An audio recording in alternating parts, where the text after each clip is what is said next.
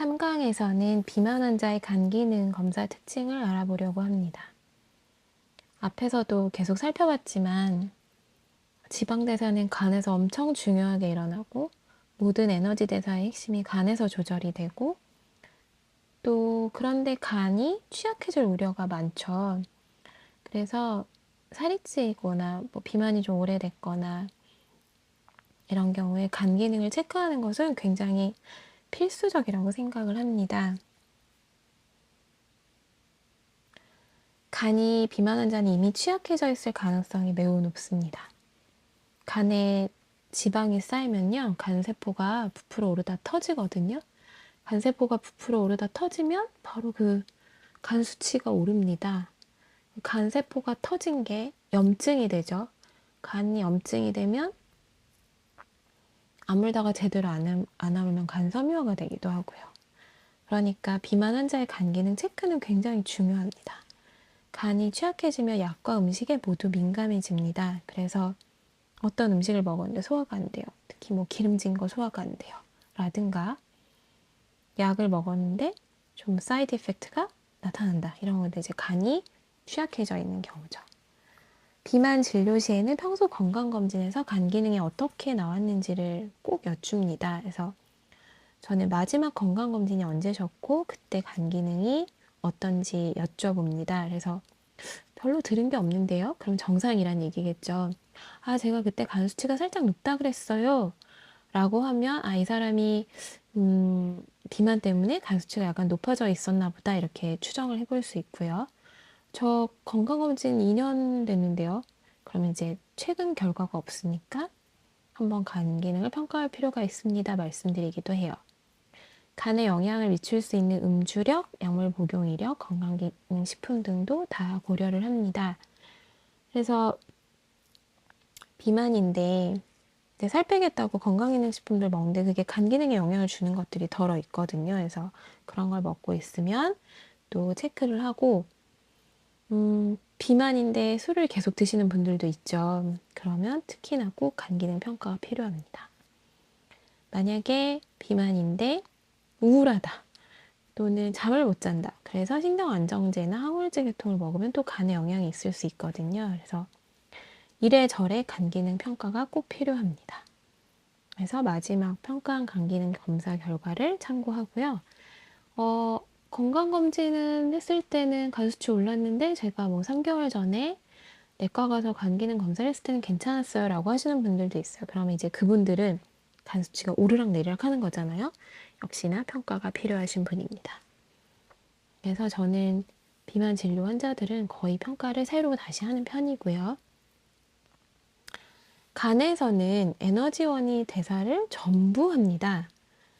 일단 간 문맥을 통해서 간세포로 글루코즈가 이렇게 들어오죠. 글루코즈가 들어와서 글라이코겐 신데시스가 일어나기도 하고 또 글루코즈가 들어와서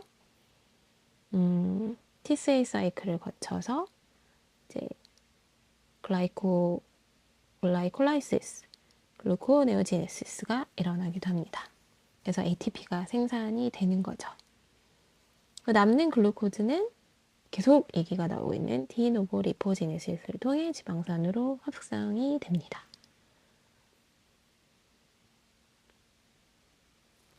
그렇게 잘 조절이 되어야지 되는데 만약에 인슐린 레지스턴스가 생겼다. 그럼 간에서 무슨 일이 벌어지는지 한번 보겠습니다. 여기 희미하게 보이지는 모르겠는데 여기 이렇게 화살표가 오르락 내리락 하고 있죠. 그게 바로 이제 인슐린 레지스턴스로 인해서 변화한 것을 의미합니다. 일단 인슐린 레지스턴스는 여기서부터 시작합니다. 스켈레털 머슬에서 글루코즈를 제대로 활용하지 못하다 보니 에너지가 떨어지죠. 그러니까 이 밖에 글루코즈가 이렇게 남아돕니다. 남아도는 글루코즈는 간으로 유입이 됩니다. 왜 간으로 유입되냐면 간이 그 혈중에 글루코즈가 너무 농도가 높은 거를 균형을 맞추려고 일단 간에 끌어당깁니다. 간에서 어떻게든 대사를 해서 혈중의 포도당 농도를 낮추려고 하는 거죠. 혈중 당 농도가 높으면 혈관에 독성이 생기잖아요. 그래서 이 간에서 하는 역할이 되게 중요하죠.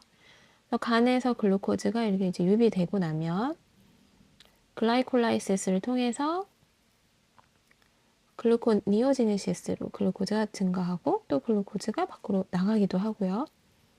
또는 이렇게 과정을 거쳐서 베타 옥시데이션을 거쳐서 산화돼 이제 VLDL로 나가기도 하고요. 또 인슐린 레지스턴스가 되면 이제 이렇게 간으로 글라이세롤이 들어가거나 그러니까 지방산이 유입이 늘어나겠죠.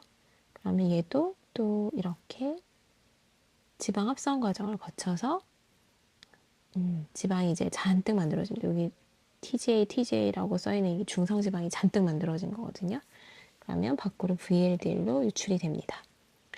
그래서 인슐린 레지스턴스가 생기면 간에서도 글루코즈를 많이 끌어당기고 지방 합성량이 늘어나고 중성지방이 늘어나고 혈중 중성지방 농도가 높아지게 됩니다.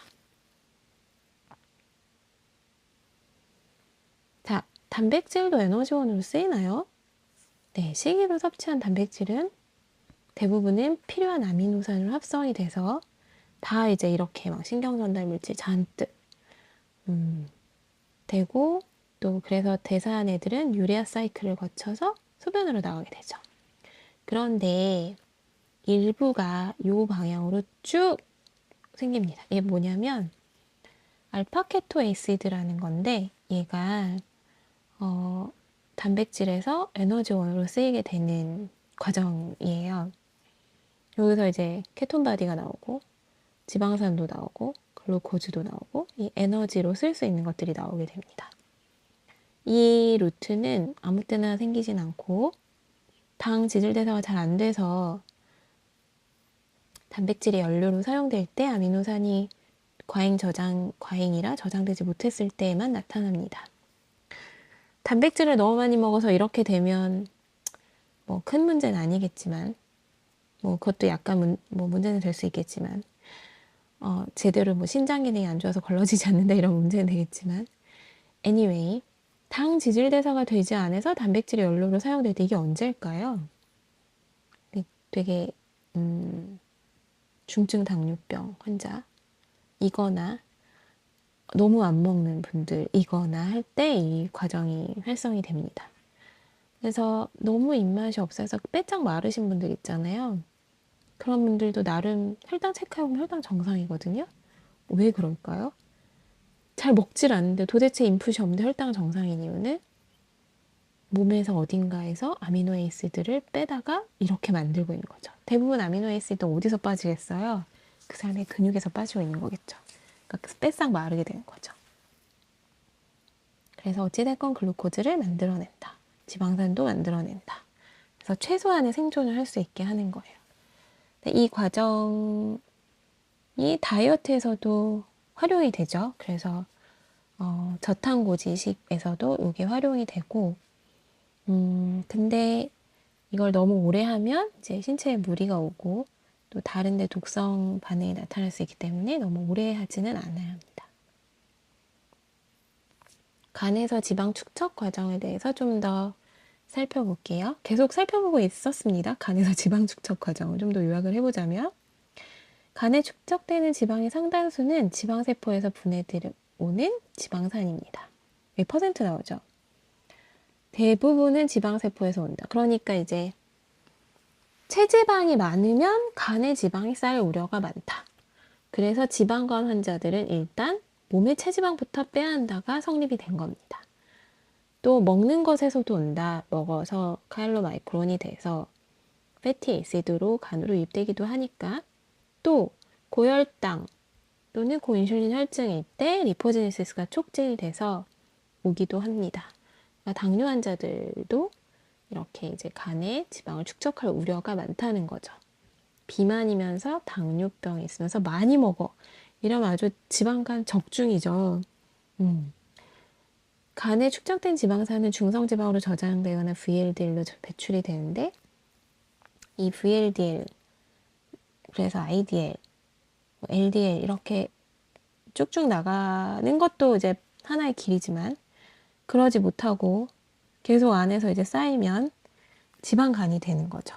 그런데도 계속 쌓이면 간세포가 부풀어 오르고 터지고 염증이 생기고 섬유화되고 간경화되고 오래되면 간암도 될 수 있는 거죠. 이게 너무너무 중요한, 그러면서도 잘 관리해야 되는 문제입니다. 간은 글루코즈, 팻이 모여들어 에너지원과 지방, 당의 총량을 조절하는 곳입니다. 팻이 과다하게 유입되거나 인슐린 저항성이 발생해서 간에서 에너지원, 지방, 당 조절 시스템에 문제가 생길 수 있습니다. 간에 지방이 축적되거나 이상 지질 혈증이 발생하거나 혈당 조절에도 문제가 생길 수 있죠. 따라서 비만인 경우에는 간으로 지방 유입이 과다하고 인슐린 저항성 발생으로 간에서의 에너지원, 당, 지방 조절 시스템이 문제가 생겼을 가능성이 높습니다. 결론은 간 기능을 평가를 꼭 해야 된다는 거죠.